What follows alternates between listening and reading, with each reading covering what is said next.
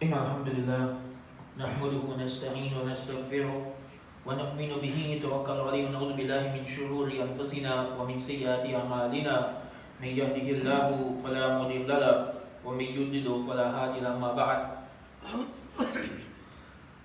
One of the topics that I'm quite passionate about is reviving a way of thinking about family and community. I believe in the past 2 decades, we've become too individualistic in our thinking. Most people these days are unable to think outside of themselves.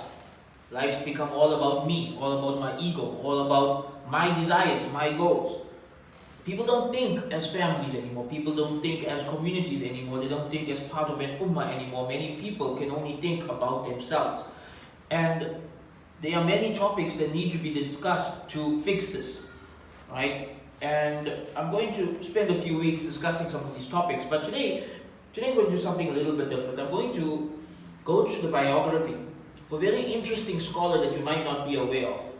And from his biography, I'm going to then go into some of his writings and teachings about family that may help you to think differently about family. You see, one of the problems we have today amongst the youth is that many of them don't want to get married. And when they weigh the benefits of being single against the benefits of being married, in their minds, for many of them, there's more benefits in being single. Right? Many young people think of marriage and family as a responsibility, as a burden, as something that's getting in the way of their dreams. And we need to fix this way of thinking. So today I want to share with you something I read recently that really reshaped the way I think about family. I've been reading through the writings of Shaykhul Islam Mustafa Sabri Effendi, rahimahullah. Not sure if any of you have heard about him. He was the last or second last Shaykhul Islam of the Ottoman Empire. He's a very important individual.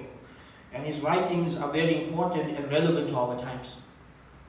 So just a bit about who this man is before we get into his teachings about family. Sheikh Mustafa Sabri was born in the 1800s, around 1860. And he passed away around 1950, right? He lived through the fall of the Ottoman Empire. But he didn't just live through the fall of the Ottoman Empire.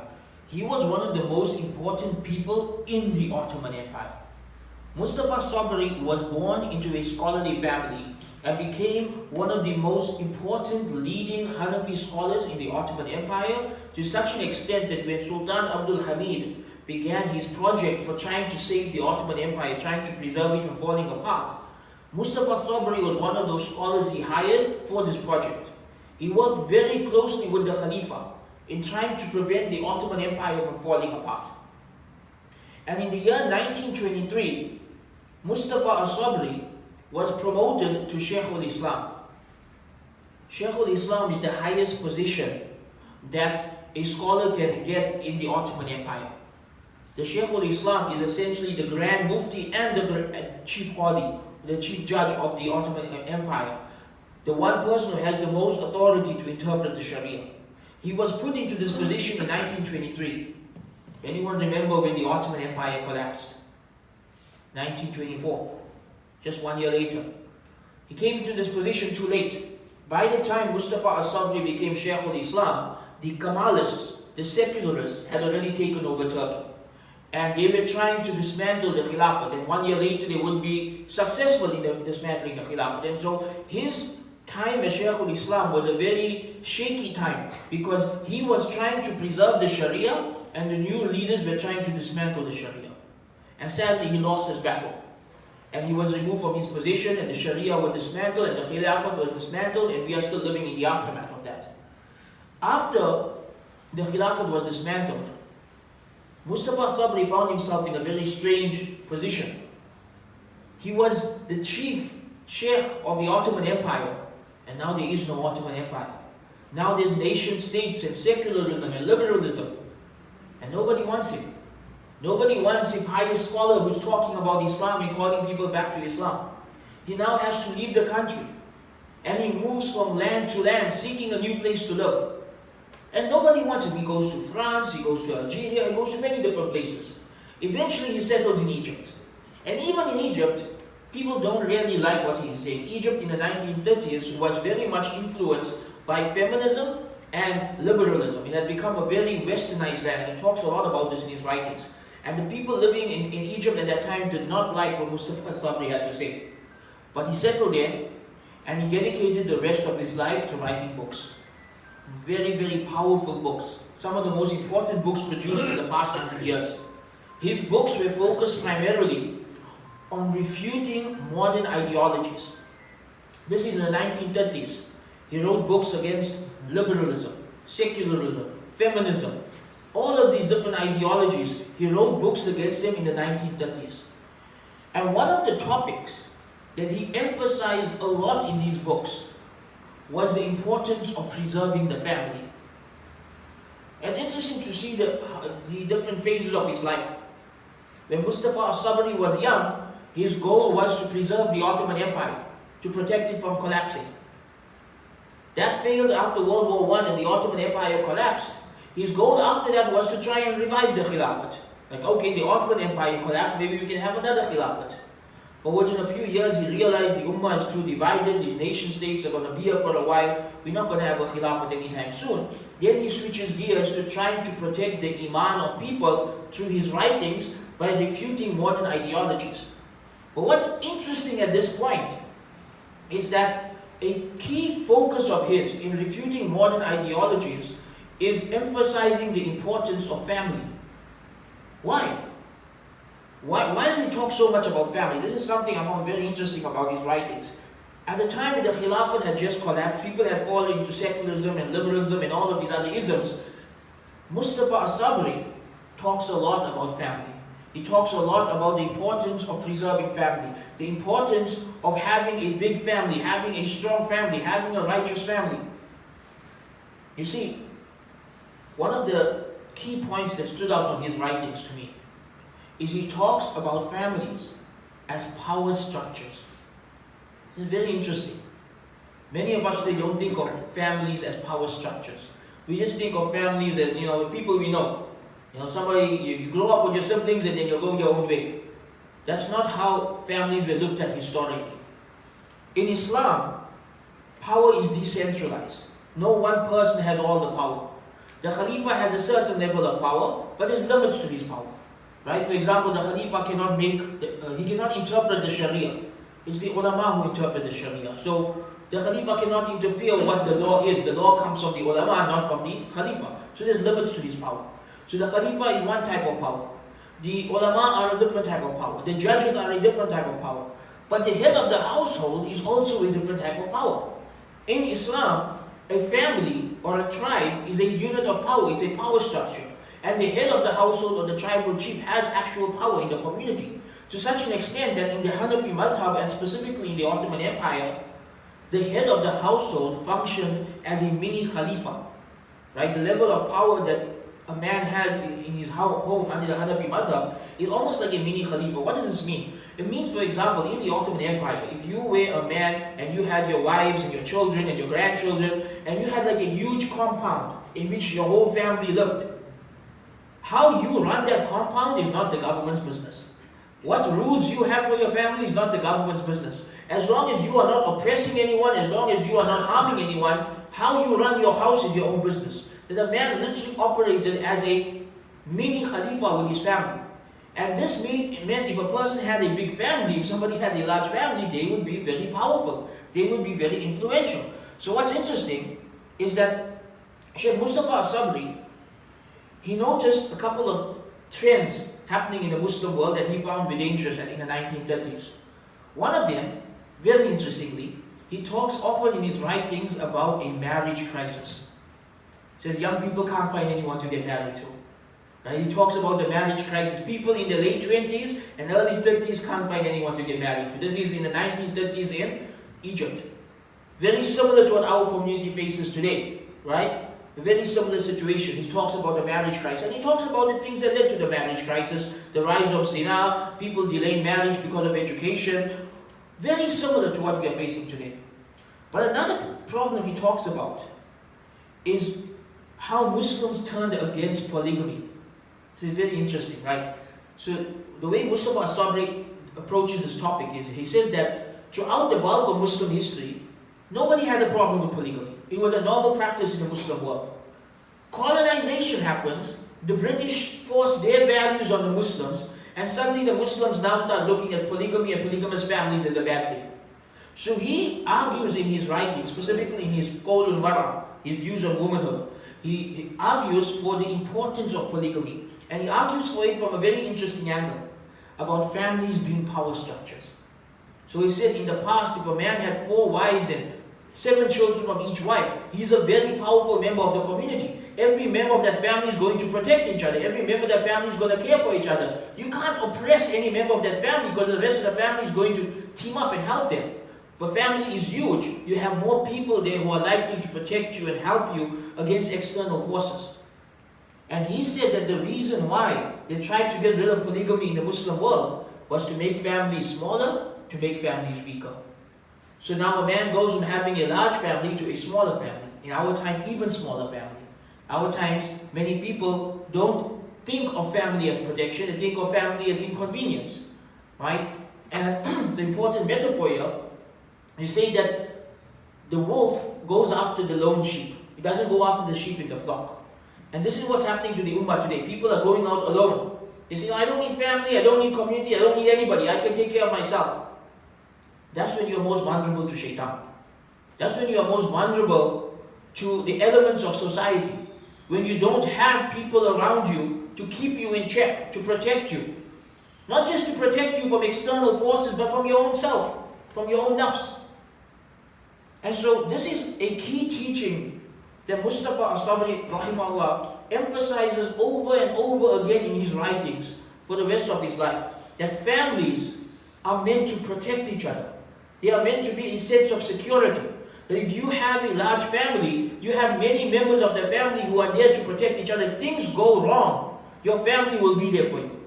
If things go wrong, you have people there who can take care of you. And in life, things do go wrong. He lived in a time when things went very, very wrong. Remember, this man lived through World War I and World War II. Right? He lived in a very difficult point in history.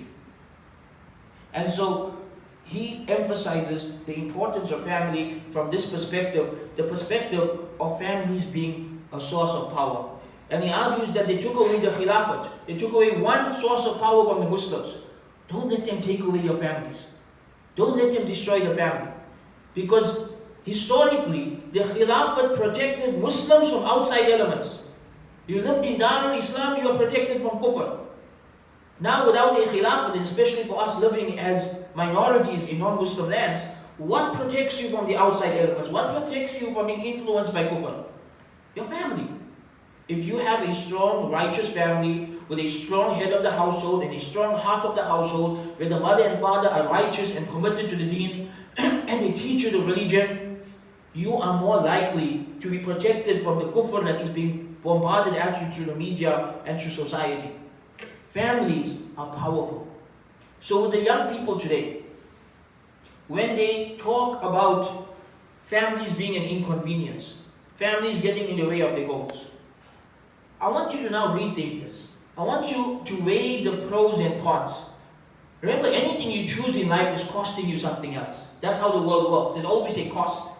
Yes, if you choose family, it may cost you some of your personal dreams, some of your free time, some of your hobbies. That's part of the cost of choosing family. But what's the cost of choosing to be alone? The cost of choosing to be alone is vulnerability. You become vulnerable to shaitan, to society, to the government. You don't have that extra layer of protection that you would have if you are part of a family. If you are committed to a family. If you and your family get along and you'll take care of each other and you'll love each other and you'll are there for each other. Weigh the pros and cons. Do you choose absolute freedom with the chance that if things go wrong, you are on your own? Or do you choose to be part of a family where, yes, there's responsibilities, there's limits in what you can do, but you have each other's backs. You are there for each other. And when things go wrong, you know your family are there to take care of you. And I think we start thinking like this again, perhaps young people once again see the importance of family. See the importance of being part of something bigger. We are not meant to be individuals. Right? There's a hadith that applies to community. I want you to take that hadith and apply it to family as well. The Prophet ﷺ said, the person who mixes with people and bears their harm is better than the one who is alone. It is better to mix with people and bear their harm than to be alone. Why? Because when you are alone, yes, people can't harm you, people can't fight with you, people can't argue with you, but you are vulnerable. Something happens to you, there's no one to help you.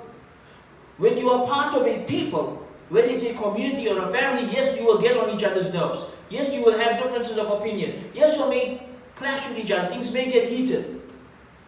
But you'll have each other's backs. The family protects the family, the community protects the community, and that makes it worth dealing with the inconvenience of the small harms that come from being part of a bigger whole. So let us go back to thinking about families as a source of protection from the harmful elements of the outside world. Let us go back to thinking of families as a source of power that gives us actual influence in our communities. Strong, influential families don't just have protection for each other, but they influence the greater community as well. And this has always been the case throughout history, and it is still the case today. We need to build such families in the Muslim community so that we are influential over others instead of allowing others to have influence over us. Wa akhiru da'wana alhamdulillahi rabbil alamin.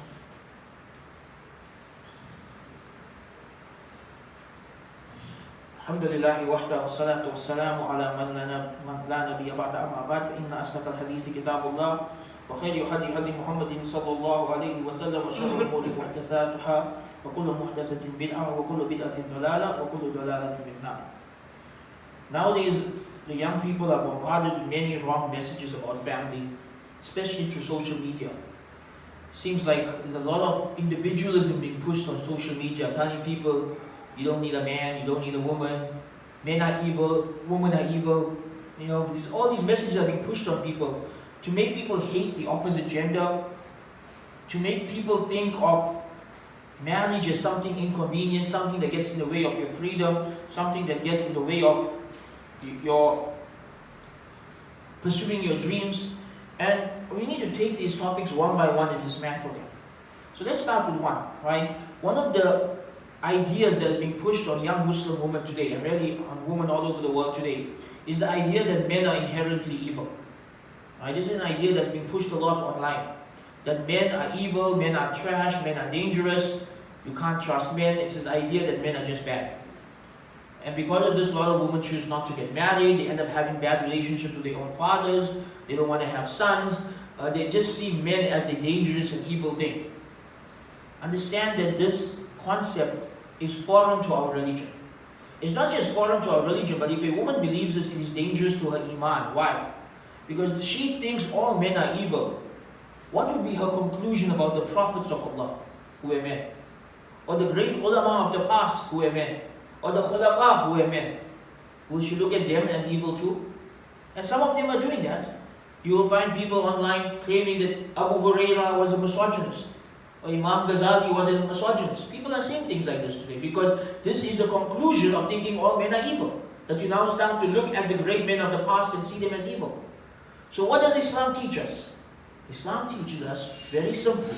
They are good men and they are bad men. They are good women and they are bad women. You can't take an entire gender and lump it like this. And this is why the Quran says righteous men are for righteous women and evil men are for evil women. It makes it very clear. Both types of people exist. You cannot label an entire gender based on the actions of evil people. This is a very toxic way to live your life, because what happens then is even when a woman does get married, she goes into a marriage with the idea that, oh, this man is evil, right? And I need to fix it. Or I need to keep him under control. This is not the Islamic approach. Islamically, you find yourself a good man. And a good man and a good woman together, they build a good home. So don't think of every member of the opposite gender as evil. Allah subhanahu wa ta'ala tells us in Surah At-Tawbah that the believing men and women, al-mu'minuna wal-mu'minat, ba'duhum awliya'u ba'd. Right? The believing men and women are allies of each other. They command what is good and they forbid what is evil. Meaning righteous men and women keep each other in check. They prevent each other from doing haram. They prevent each other from going astray. This is the foundation of an Islamic community. This is the foundation of an Islamic marriage. You are there to keep each other in check, to prevent each other from falling into haram, and to trust each other, and to love each other. And so we must be wary of these ideas that have been put out into the community.